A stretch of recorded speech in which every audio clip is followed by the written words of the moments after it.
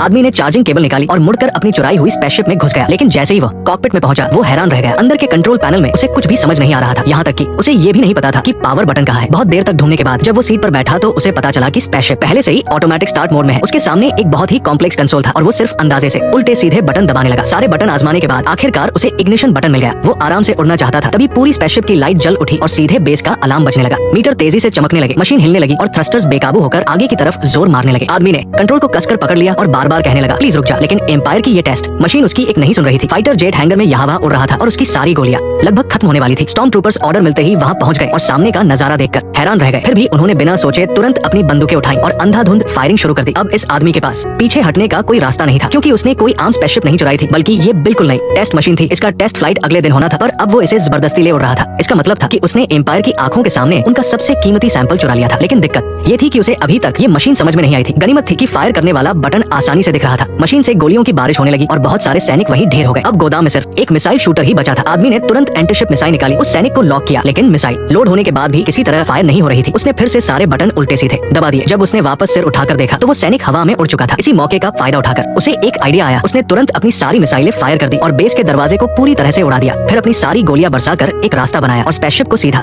Production base से बाहर निकाल लिया। ऊंचाई कम होने की वजह से वो सीधा बाहर बर्फ की घाटी में घुस गया। स्पेसशिप प्लेटफॉर्म से रगड़ खाकर एक गहरी खाई में गिरने ही वाली थी। उसने उसे संभालने की कोशिश की, लेकिन गलती से शटडाउन का बटन दब गया। एम्पायर की शिप्स पीछे लगी थी। बड़ी मुश्किल से उसने मशीन को फिर से स्टार्ट किया ही था कि एक गोले ने उसे फिर से हवा में उछाल दिया। जैसे तैसे वो खाई से बाहर निकला तो पीछे से एम्पायर के पायलटों ने उसे घेर लिया। पीछे से लेजर की बौछार होने लगी। अब उस आदमी के पास अपनी जान बचाकर बाहर भागने के अलावा कोई रास्ता नहीं था। उसका फाइटर जेट घाटी के बीच से गुजरने लगा। घाटी एक दरार जितनी पतली थी, स्पेसशिप को बर्फ से सटकर निकलना पड़ रहा था। सामने एक गुफा देखते ही उस आदमी ने बिना सोचे तेजी से अंदर घुसा दी। गुफा से बाहर निकलते ही उसने कुछ गोलियां चलाई, जिससे एक बहुत बड़ा धमाका हुआ और बर्फीला तूफान आ गया। उसके वहां से निकलते ही बर्फ के टुकड़े और आग नीचे गिरने लगे। पीछे आ रहे दुश्मन बर्फ के नीचे दब गए। आखिरकार वो आदमी अपनी जान बचाकर निकल गया, लेकिन वो न तो स्पीड कम कर सकता था और नहीं रुक सकता था, क्योंकि इस टेस्ट मशीन को सही जगह पर पहुंचाना बहुत जरूरी था। अगर उसने बीच में कहीं भी लैंड किया तो एम्पायर उसे वापस छीन लेगा। आखिरकार वो जबरदस्ती उस मशीन को लेकर एक जंगल में आ गया। यही वो जगह थी जहाँ उसे आना था। लेकिन जैसे ही उसने स्पेसशिप को जमीन पर उतारा तो उसका इंतजार उसके साथी नहीं कर रहे थे, बल्कि कई बंदूकों ने उसे घेर लिया था। अंधेरे जंगल से किसी ने चिल्लाकर उसे रुकने को कहा और एक साथ कई बंदूकें उस पर तान दी गई। आदमी ने तुरंत हाथ ऊपर किए और अपने हथियार नीचे फेंक दिए। वो वही घुटनों के बल बैठ गया। उसने समझाया कि वो एम्पायर का पायलट नहीं है, लेकिन उन्हें उसकी बात पर बिल्कुल यकीन नहीं हुआ। उनकी नजरों में एक आदमी जो एम्पायर की ड्रेस पहने हो और इतनी एडवांस मशीन चला रहा हो,